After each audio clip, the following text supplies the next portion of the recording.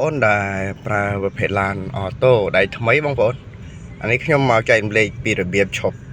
ចោលដាក់កន្លែងចំណោទឲ្យបានត្រឹមត្រូវបងប្អូនភាគច្រើនខ្ញុំឃើញដៃថ្មីភាគច្រើនគាត់នេះនៅឧទាហរណ៍ថានៃពងបើកនៅអក្សរ D នេះអ្នកខ្លះហៅអក្សរ D បងប្អូន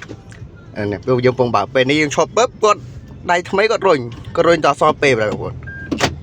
គាត់រុញចូលអក្សរ P អញ្ចឹងហើយគាត់ចុះទៅបាត់ទៅហើយគាត់ដាក់បន្ទុកតែលើអក្សរ P តែមួយមុខណាហើយប្រាំងដៃគាត់ប្រើទេគាត់ចុះទៅបាត់ទៅអានេះគឺយើងចោលឲ្យបានត្រឹមត្រូវបងប្អូនហើយណាមួយវាធ្វើឲ្យប៉ះពាល់ដល់ប្រអប់លេខយើងប្រើអត់បានយូរផងបើយើងចង់ឲ្យប្រអប់លេខយើងប្រើបានយូរមួយបងប្អូនយើងឈប់យើងចោលឲ្យបានត្រឹមត្រូវបងប្អូនឧទាហរណ៍នេះយើងនៅអក្សរ D យើងឈប់យើងជន់ប្រាំងឈប់ปึ๊បយើងរុញដល់អក្សរ N សិនបងប្អូននេះអក្សរ N បងប្អូនយើងរុញចូលអក្សរ N សិនរុញចូលអក្សរ N រួចយើងទីប្រាំងដៃបងប្អូនប្រាំងដៃ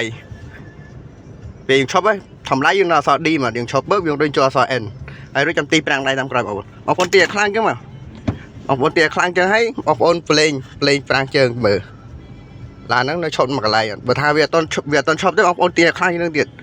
ទីឲ្យវាជាប់បងប្អូនបើថាវាទីយើងទីមកជាប់ហើយយើងទីមកជាប់ហើយយើងភ្លេងមើលអូខេយើងភ្លេងប្រាំងជើងហើយវានៅនឹងហើយវាជាប់ហើយបងប្អូនជន់ប្រាំងម្ដងទៀតបងប្អូនជន់ប្រាំងម្ដងទៀតបងប្អូនរុញតអក្សរ P អូខេពេលរួចទៅអូខេរួចរាល់ហើយយើងឈប់បានត្រឹមត្រូវបងប្អូនហើយវាជួយថែទាំប្រអប់លេខយើងផងបងប្អូនអក្សរ P ក៏ធ្វើការប្រាំងដៃក៏ធ្វើការអញ្ចឹងវាធ្វើការទាំងពីរបងប្អូនបើយើងដាក់តែអក្សរ P យើងអត់ទាញប្រាំងដៃទេដូចយើងដាក់បន្ទុកទៅលើអក្សរ P បងប្អូនដល់ពេលយើង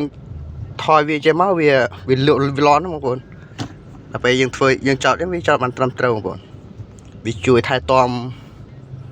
ប្រអប់លេខយើងប្រើបានយូរអង្វែងបងបាទសូមអរគុណ